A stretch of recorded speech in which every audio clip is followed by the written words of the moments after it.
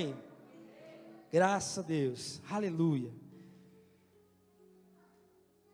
Isso, deixa eles, né, se despedir, eles gostam de sair olhando para a gente ainda, né? Graças a Deus, amém? Eu quero refletir com você a respeito de uma palavra que o Senhor tem colocado no meu coração. Essas 2 semanas, acho que está fazendo 2 ou 3, pastor Iverson está em viagem, né? E eu fiquei na incumbência da responsabilidade, assim como outros também, de ministrar esta palavra que é tão maravilhosa. E é muito sério quando nós estamos neste lugar aqui, porque o Senhor trabalha, antes de trabalhar o coração da igreja, Ele trabalha ao nosso coração, não é?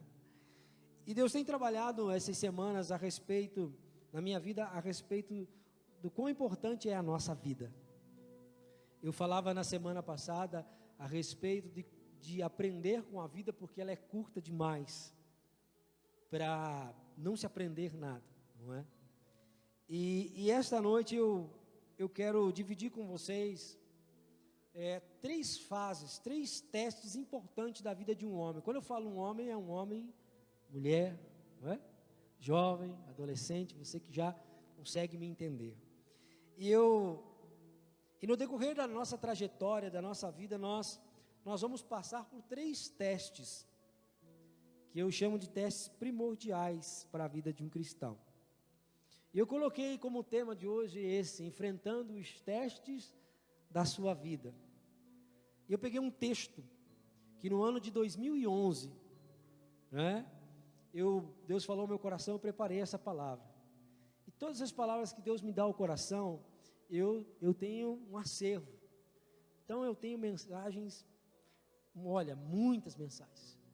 Tenho mensagens valiosíssimas, que primeiro o Senhor tocou ao meu coração, primeiro moveu a minha vida, para depois eu estar ministrando. E esta, em específica, é a segunda vez que eu vou pregar ela, mas a primeira vez foi em 2011.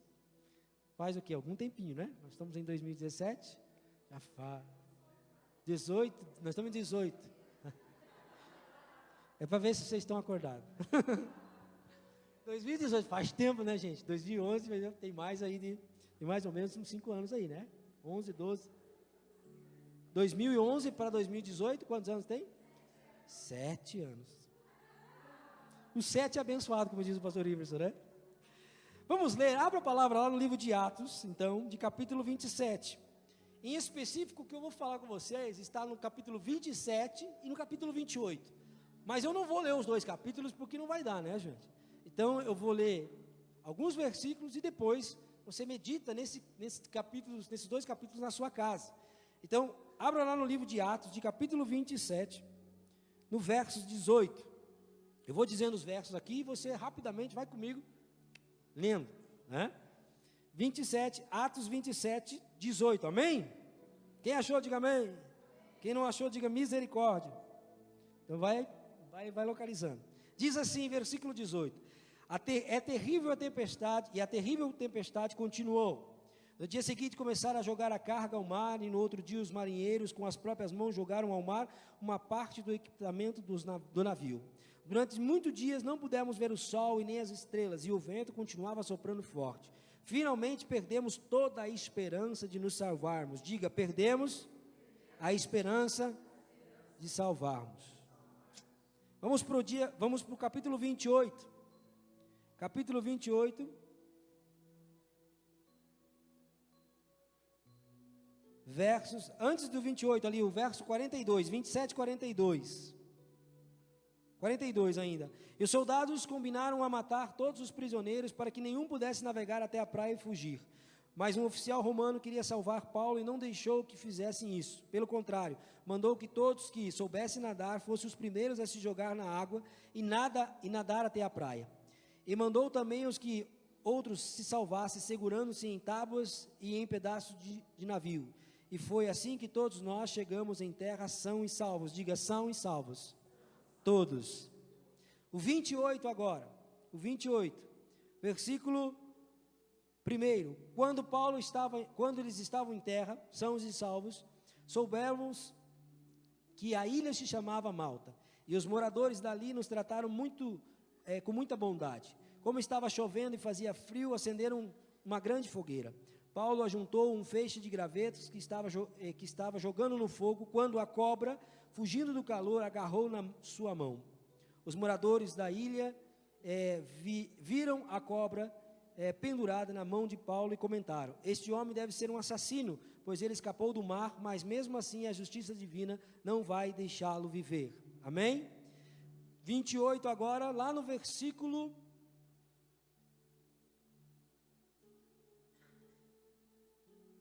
11. E depois ficaram 3 meses na ilha e embarcaram num navio com destino à cidade de Alexandria, que é Roma. Amém? Amém ou não amém? Muito bem. Gente, aqui o texto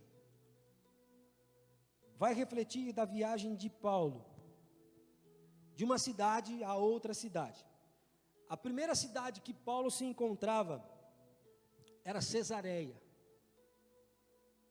E esse destino a qual ele queria chegar era Roma. Mas eu vou te dar o contexto da mensagem de hoje para que você possa entender.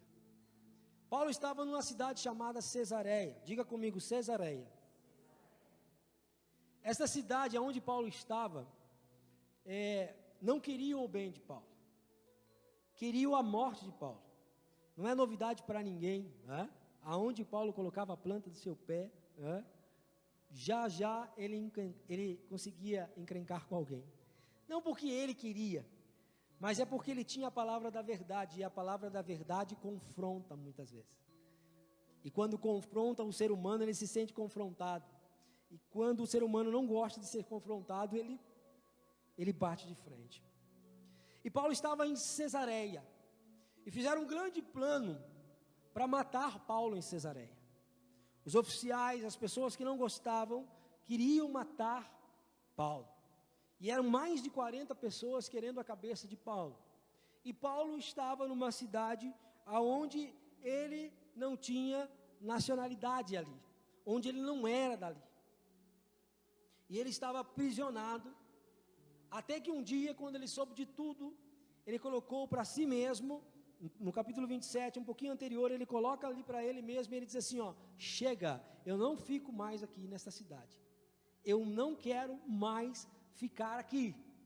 E ele apela para um imperador e diz assim, eu quero ser julgado em Roma, eu quero ir para Roma, eu quero ficar de frente com o imperador, porque lá eu vou ser julgado como cidadão romano que sou. Então o que é Cesareia? Cesareia é um lugar de desconforto. Cesareia é um lugar de tristeza, diga comigo, de tristeza, dor, desespero e morte. Eu quero que você memorize o que é Cesareia. Cesareia na vida de Paulo era isso, um lugar onde ele foi judiado, um lugar onde ele estava preso, um lugar onde ele era desprezado, um lugar onde ninguém queria o bem dele, um lugar de desconforto. Esta era Cesareia.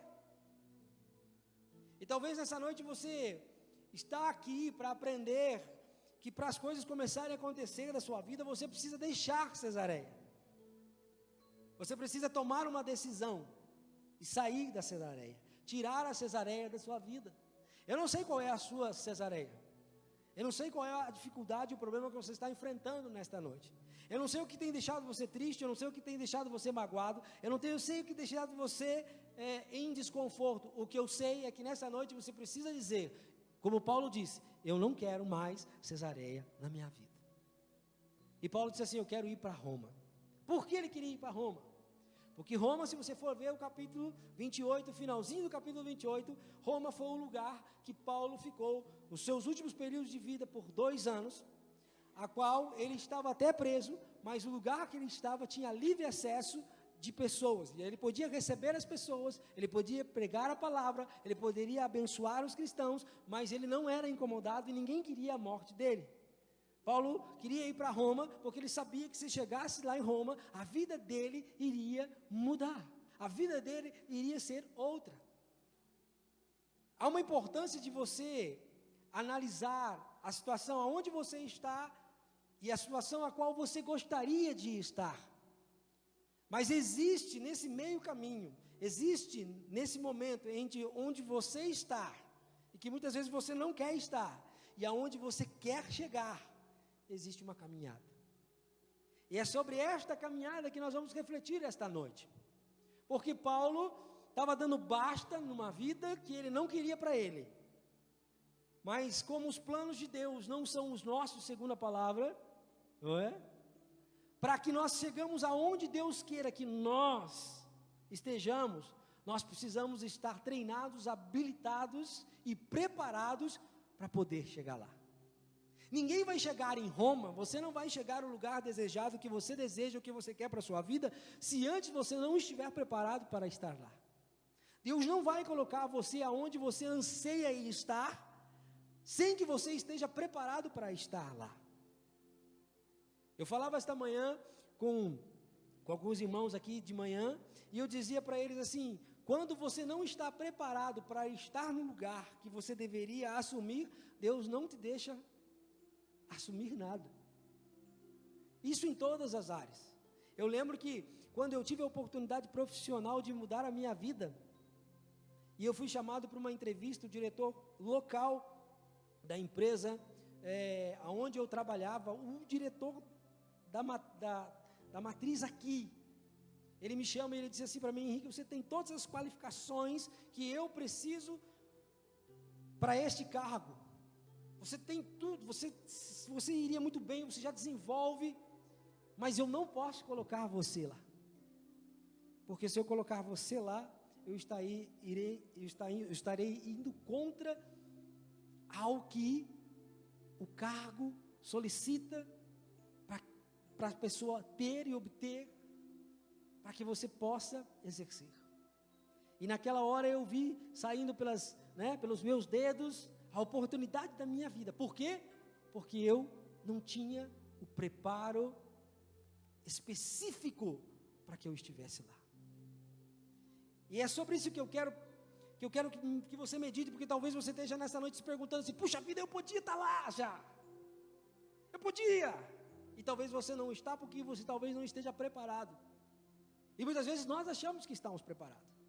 Muitas vezes eu acho que eu já estou pronto. Muitas vezes eu acho que eu já estou apto, que eu vou conseguir desenvolver. O quanto, na verdade, Deus sabe quando eu e você estamos prontos. Então, no caminho de Cesareia, diga comigo, Cesareia, até Roma, tem uma caminhada. E esta caminhada não é fácil, gente. Essa caminhada, existe alguns testes, e o primeiro teste enfrentado por Paulo foi a tempestade. Diga comigo, tempestade. O primeiro teste da vida desses homens foi uma grande tempestade em alto mar. Se você olhar o contexto bíblico, vai ver que havia nesta embarcação 276 homens. Havia de tudo nessa embarcação, engenheiro, advogado, agricultor, todas as profissões estavam lá, todas as cores estavam lá, escravos, prisioneiros, todos estavam numa mesma embarcação, e todos sofrem a tempestade. O que é tempestade? Tempestade nada mais é do que os testes naturais da vida.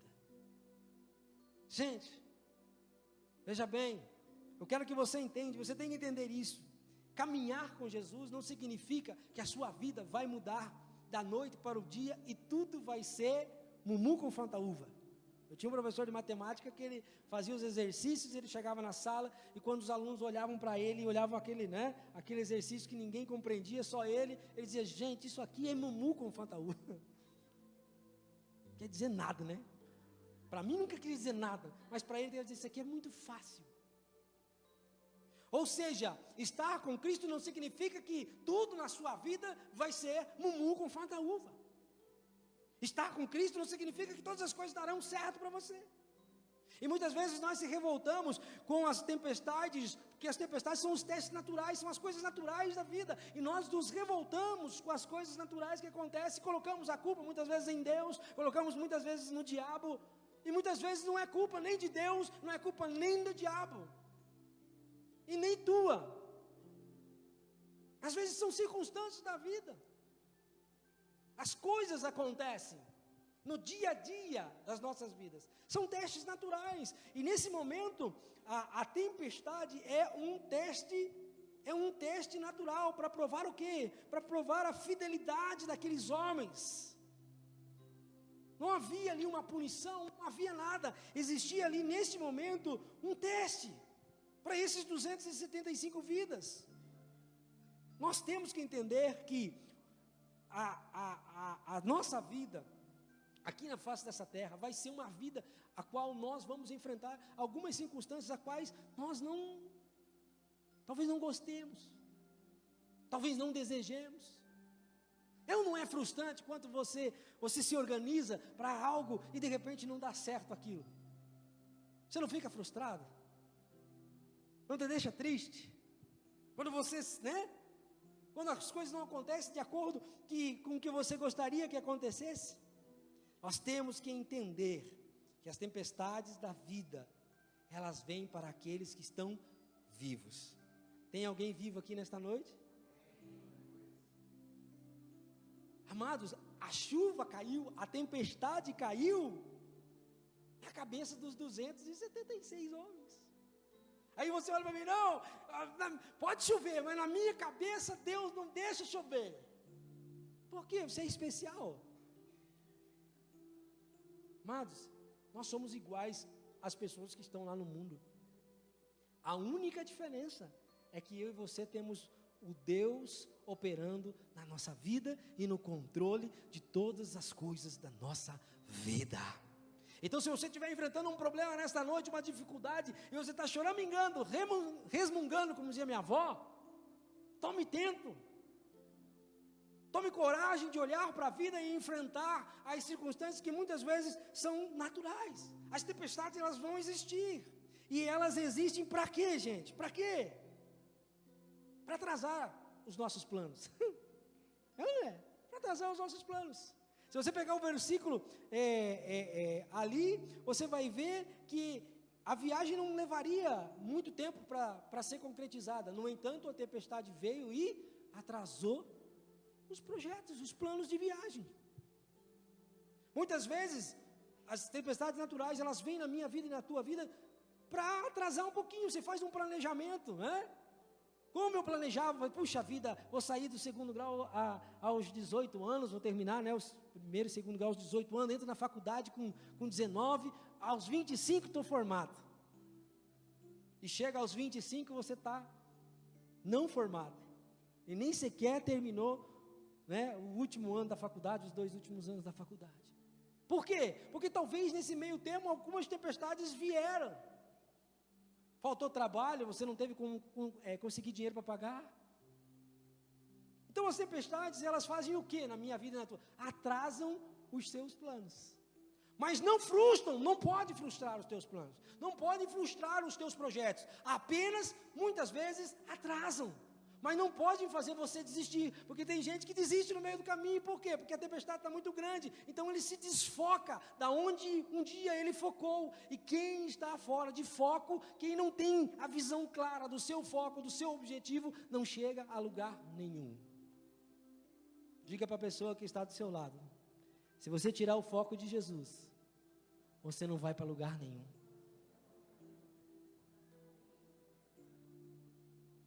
Se Jesus não fizer parte da sua vida, dos teus planos, dos teus propósitos, do teu casamento, de tudo na sua vida, você não vai para lugar nenhum. Outra coisa que a tempestade faz, ela força você a perder todas as suas habilidades naturais. O versículo 15 do 27 fala sobre isso, que havia marinheiros, e para pilotar uma embarcação tem que ter habilidade, não tem, gente? E a tempestade vem o quê? Faz o quê com eles? Tira toda a habilidade que eles tinham de conduzir aquela embarcação.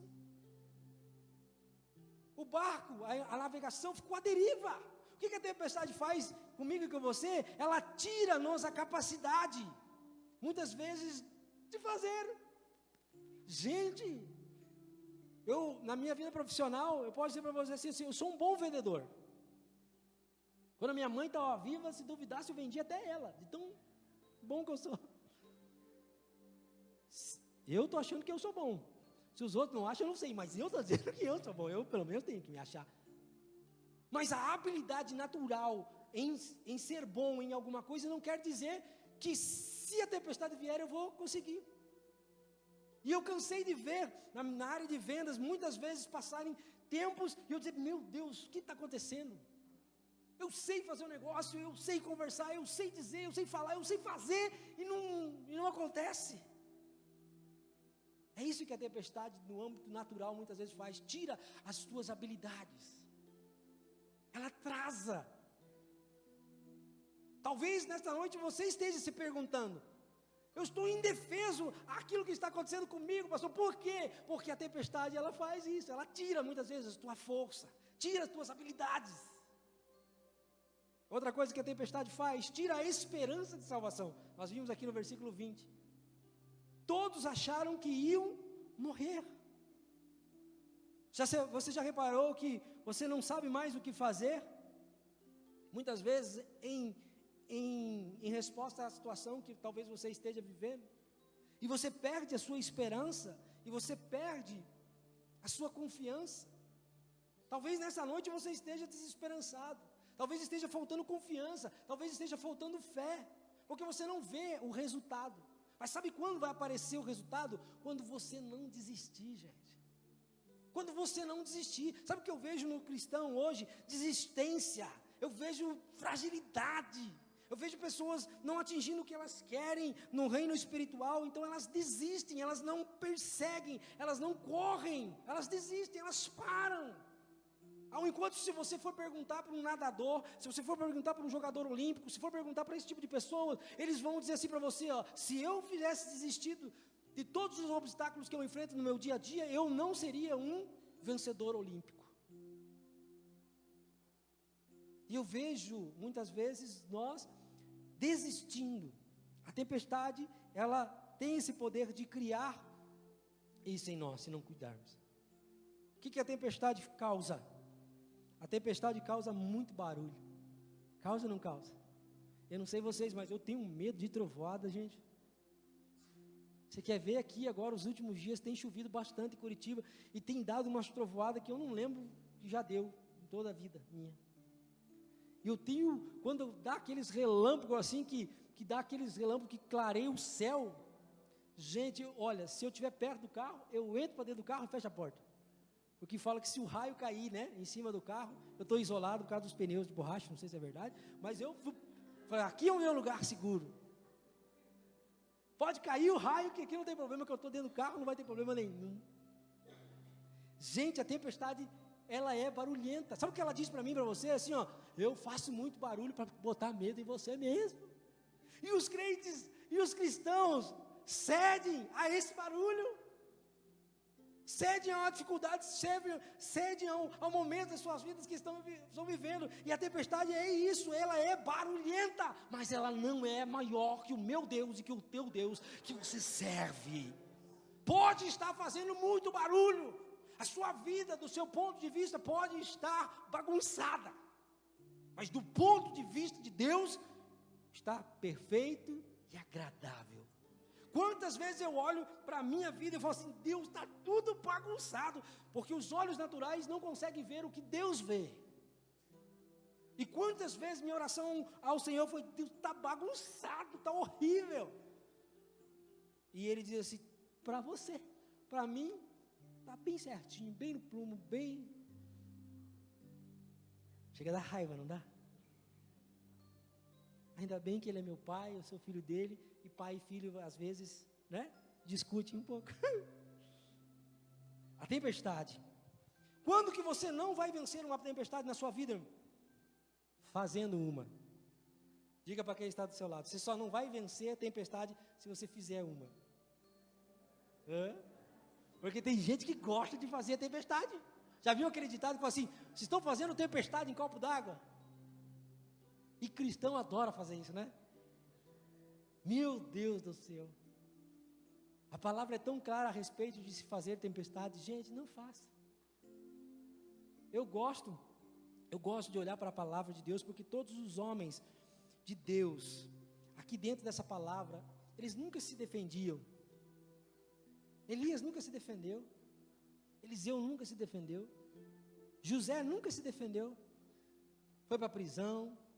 Foi acusado de querer pegar a dona do Potifar. E nunca se defendeu, gente. Por quê? Porque não precisa.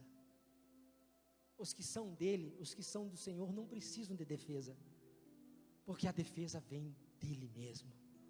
Então não importa, a tempestade, para a gente vencer a tempestade, é só não fazer uma, ela vai passar.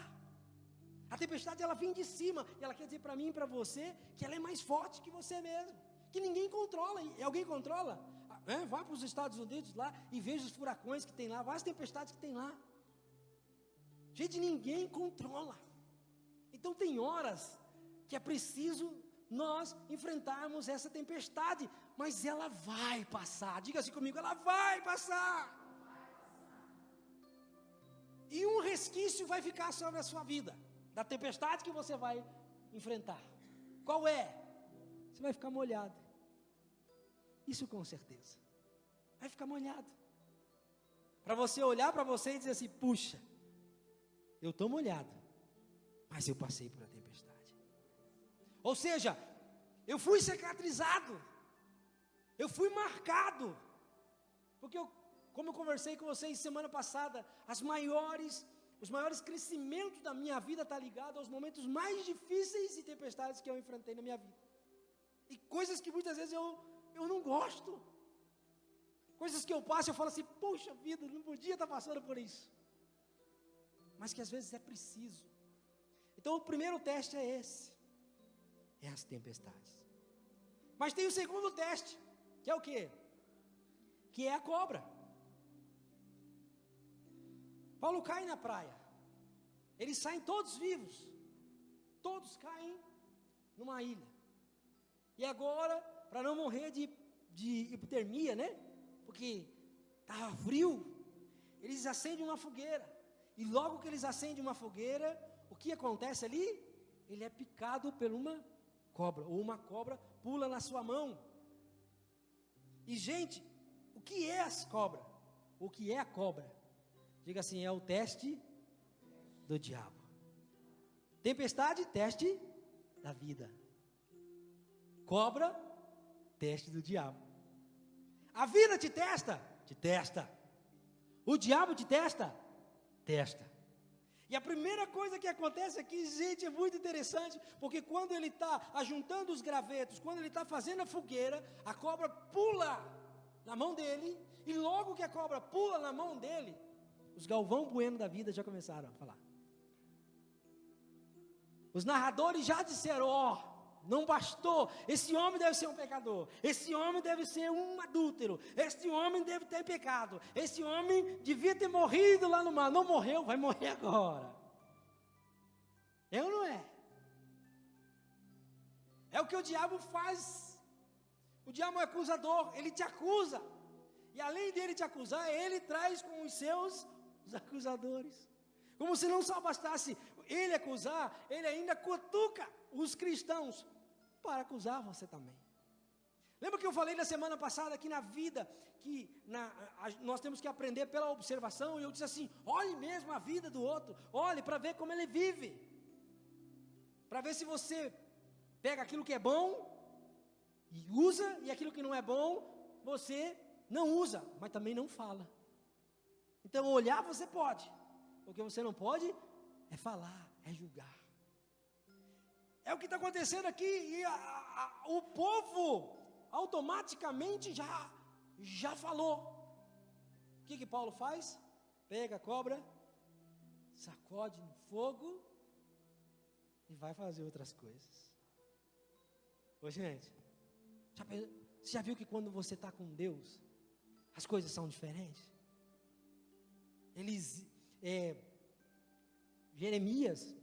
Neemias, quando começou a fazer a reconstrução dos muros, Chegou uma época que toda vez que você tem um projeto da parte de Deus para fazer, olha, as coisas se levantam.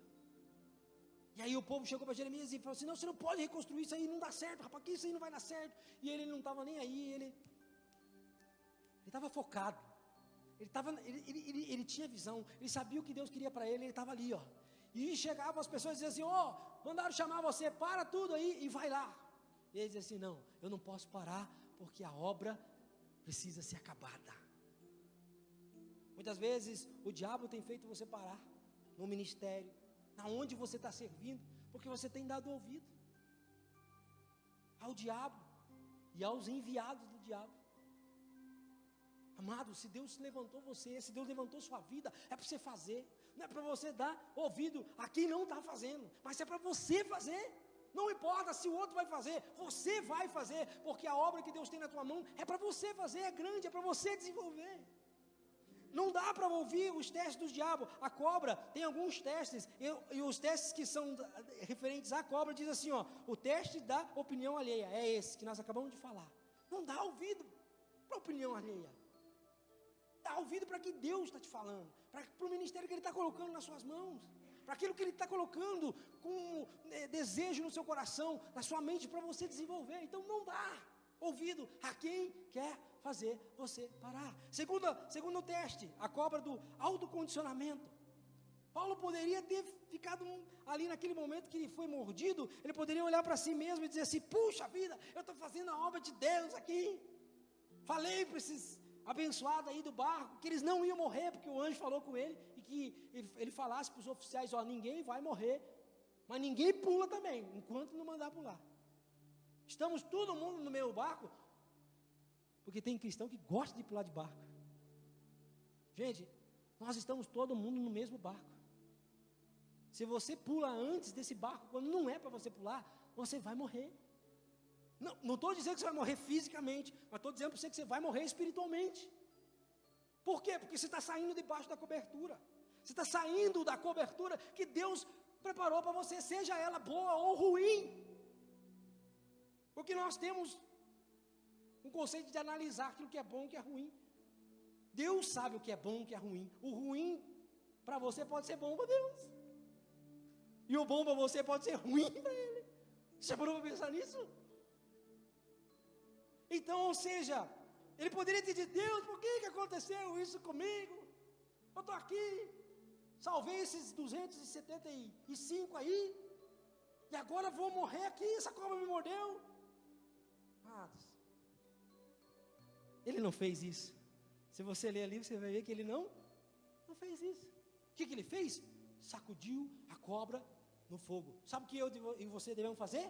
Sacudir as nossas ações, sacudir os nossos problemas, as nossas dificuldades, aonde? No altar de Deus, pedir fogo do Espírito Santo, para o Espírito Santo descer sobre a minha vida e sacudir a nossa vida, transformando a nossa vida de uma vez por todas, fazendo-nos diferentes, fazendo-nos cada vez melhor. É isso que nós como cristãos devemos fazer, chegar aqui neste lugar e dizer para Deus, queima-nos com teu fogo, para que sejamos pessoas a cada dia melhor. Queima-nos. Busque a esse Espírito, a esse fogo, se queime em Cristo, nesse Espírito, para que você possa ser nova criatura de verdade. É fantástico. Cobra do questionamento. Por que será? Não questione, amado. Não questione os porquês. Isso é uma coisa que eu tenho aprendido na minha vida. Cobra da importância exagerada. Quando a cobra morde Paulo, Paulo não fez um escândalo. E o crente gosta de dar um piti, não gosta? Aliás, o crente não, vamos falar o povo. Gosta de dar um piti o povo, né? Amados, Deus tem uma raiva de piti. Deus tem uma raiva de cristão. Quem é pai aqui sabe. Você fala com o teu filho, né? Aí você não dá atenção, você vira as costas, ele pula no chão, ele deita e joga as pernas para cima. Ai, gente. Eu não sei você, mas eu como pai, se minhas duas meninas fizerem isso, eu pego a cinta, eu pego o chinelo e vou para cima. Pastor, mas agora criaram lei que não pode bater. Mas na minha época, ninguém criou lei nenhuma. Agora tem lei. Eu sou da época que minha mãe não precisava pegar chinelo, não precisava pegar cinto, não precisava pegar vara de marmelo. Mas eu passei pelas 3 fases, marmelo, chinelo, cinto. Para a hora que ela olhava para mim e dizia assim, eu já entendi, estou indo. Nós adoramos a dar piti, até Deus pegar e pegar a vara de marmelo nele, você vai dar piti, então vai dar bem dado, dê piti bem feito, de deixar as cicatrizes. Então não dê piti à toa, se você tiver que dar de piti, se você tiver que dar transtorno, diz a palavra do Senhor que entra no seu quarto, abre a sua porta, fecha a sua porta de quarto, onde não tem só você lá dentro, pega um travesseiro, bota a tua boca no travesseiro, e dê-te ali. Quantas vezes eu chegar dentro do meu quarto e minha esposa não está, minhas filhas não estão, e eu pegar o travesseiro e botar na minha boca, e botar na minha cabeça e berrar. Mas só eu e Deus, só Deus conhece o meu piti. A igreja não precisa conhecer, os irmãos não precisam, o mundo não precisa, porque se o mundo vê um piti teu, ele vai dizer, mas que Deus que ele serve? Quem que ele está servindo? Eu não acredito que ele deu um escândalo como esse. Gente, eu já dei atendimento para cristão que foi parar na delegacia. Termina o culto, arranja a confusão, vai parar na delegacia depois do culto. Dá para acreditar? Então, ou seja, a importância exagerada das coisas. A cobra da falta de lenha. O que é isso? A falta de lenha significa que aquilo que Paulo estava fazendo para ele, aquilo que Paulo estava fazendo, colocando aquela lenha na fogueira, aquilo significava que seria a saída para a mordida daquela cobra. Ou seja, o que você anda fazendo para Deus te livrar dos ataques do inimigo? O que você anda fazendo para Ele? Amados, você precisa fazer alguma coisa para Deus livrar você dos ataques do inimigo. Você precisa queimar alguma coisa para Ele. Você precisa sacrificar o seu louvor, a sua adoração. Você precisa fazer. Não. Aí deixa que os pastores fazem. Ok. Mais galardão para mim e para os pastores. Nós vamos fazer mais galardão para nós. Eu penso assim, chegar lá no céu, trabalhou, hein, menino? Menino bom, galardão para você. E aí você vai chegar lá e vai ter o que para você? Porque você deixou tudo para mim fazer, enquanto você podia estar fazendo. Você já parou para pensar nisso? Então abrace, queime a lenha, queime. O inimigo quer que você não faça as coisas do Senhor. O inimigo não quer que você queime esta lenha para ele. Se você toca, ele não quer que você toque. Se você prega, ele não quer que você pregue. Ele não quer que você leve uma vida diferenciada. Ele não quer. Mas você precisa nesta noite se posicionar. Como é que a gente vence a cobra? Como é que a gente vence esse teste? Diga assim, não dando chilique. Fala para a pessoa que está ao seu lado, não dê chilique, irmão. Quando o inimigo vier testar você, não dê chilique.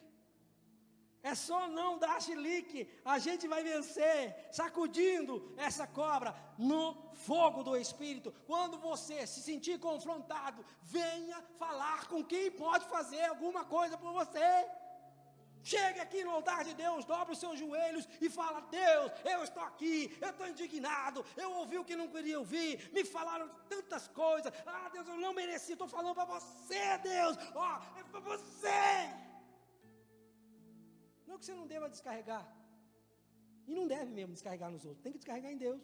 Ele falou assim, troque a sua carga que é pesada, pela minha que é leve. Então não descarregue em quem não merece. Quando eu chego meio nervoso em casa, que é raro, é muito raro. Quando eu chego nervoso e falo meio áspero com a Andréia, ela fala assim, escuta, você chegou em casa, Você deixa os teus problemas para fora daquela porta. Você deixa os teus problemas para quem você ficou nervoso. Porque aqui eu não te deixei nervoso ainda. Podia perder essa, né, amor? Hein, gente? Terceiro e último teste. Qual é o teste? O teste da ilha. E o que é a ilha? O teste da ilha é o teste mais difícil. O teste da tempestade é o teste da vida. O teste da cobra é o teste do... Teste da ilha é o teste de quem? De Deus. O teste da ilha é o teste de Deus. Gente, o que é a ilha? A ilha é a tempestade, a ilha é o teste de Deus. É quando Deus coloca você num lugar pequenininho, apertadinho, sem ar. Mesmo você tendo um grande potencial, mas Deus te coloca lá para você ficar quietinho. Por quê? Porque você precisa aprender. É quando você olha para você assim, eu sou jogador, gente. É para mim estar jogando no Barcelona. Pastor, você não entendeu? Eu sou jogador do Barcelona. Eu sou jogador para jogar do lado do Neymar. E Deus diz assim, não, meu filho. Você é jogador para jogar aqui no Paraná. Aqui, agora. Ano que vem na 2ª divisão. O que Deus está querendo dizer para mim? Você tem que aprender mais. A hora que você estiver bom, aliás, a hora que eu achar que você estiver bom, aí eu vou te colocar aonde você quer estar. Mas por enquanto, fica nesta ilha. Por enquanto fica aqui, fica aqui.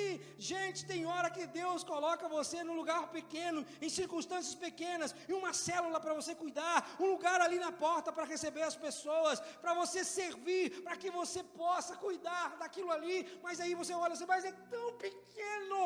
Eu não sei aonde você, como cristão, olha e acha as coisas de Deus pequeno.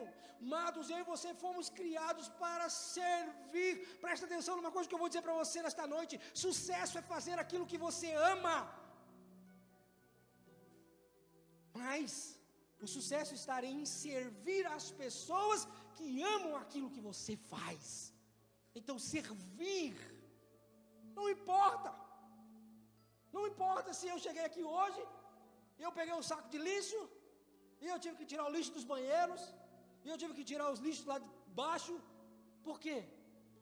Porque para Deus não tem classificação, sabe, gente? Não tem. Se for preciso, tem que fazer. Mas as pessoas querem os pedestais, as pessoas querem os púlpitos. Deixa eu dizer uma coisa para você. Você pode ter a maior capacidade da sua vida, mas você tem que ser colocado quando Deus colocar você. No entanto, aproveite a ilha onde você estiver, porque na ilha você vai aprender muito. Deus usou Paulo naquela ilha, gente. Deus usou. Paulo poderia ter dito, falar assim, mas o que eu estou fazendo aqui agora nessa ilha? O que eu vim fazer aqui, gente? E Paulo olha para as circunstâncias, e lá naquela ilha, ele olha e fala assim, bom, não tem embarcação mesmo, não vai dar, a tempestade veio, acabou com tudo. Então, peraí, o que nós temos para fazer aqui? Quem que é aqui? Quem que mora aqui? Quem é que mora nessa ilha aqui? Tem um tal de Públio. Isso é nome para dar de gente, né? Públio. Tem um tal de Públio aí. Ele é o dono dessa ilha. Mas ele está quase morrendo. Se duvidar, não passa de hoje. Vai morrer. E Paulo olha e fala assim, me leva lá. Me leva lá. E Paulo vai lá, ora pelo Públio, e Públio é curado. O que acontece? O dom de Paulo talvez não fosse de cura, gente. Pensa, a estrutura do homem, ele era um excelente teólogo nos dias de hoje. Mas Deus vai usar você mediante as circunstâncias. Muitas vezes você acha que, por exemplo, Deus vai te usar num dom que você exerce. E muitas vezes Deus vai usar você numa área que você nem espera que Ele te use. Assim como usou Paulo. Ele curou o Públio, de repente, numa ilha, tudo que era doente começou a aparecer para Paulo. Ó, eu também estou doente, dá para você orar por mim? Ó, eu também estou doente, dá para você orar por mim? Ó, eu também estou doente. E o que aconteceu com aquela ilha? Conheceu o Senhor Jesus Cristo. Conheceu o Deus de Paulo. Gente, não é maravilhoso? Nós estávamos aqui e nós mostrar para o bairro do Mercedes, do Vista Alegre, que existe um Deus operando um milagre neste lugar. É por isso que eu saio da minha casa e venho aqui. É por isso que você sai da sua casa e vem aqui. É porque eu acredito que eu e você queremos ser luz para este bairro. É porque eu e você acreditamos que aqui, junto com o pastor Iverson, nós teremos uma grande igreja. Eu não é? Eu acredito nisso. Mas eu e você precisamos acreditar. Você precisa acreditar que esta igreja será diferente, que esta igreja influenciará outras. Eu estou te falando isso porque eu vejo Deus operando na minha vida. Esse mês eu tive um privilégio, igreja. No ano de 2017, eu perdi meus pais. E é uma dor inigualável. Quem já perdeu, sabe.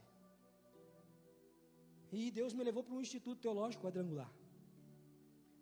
E uma das noites eu estava lá, e Deus falou comigo, Deus tocou meu coração e as coisas começaram a acontecer e eu fui para o Instituto. Esse é um outro testemunho que eu vou abortar aqui, não vai dar, numa outra hora eu vou contar, porque eu quero contar outra coisa.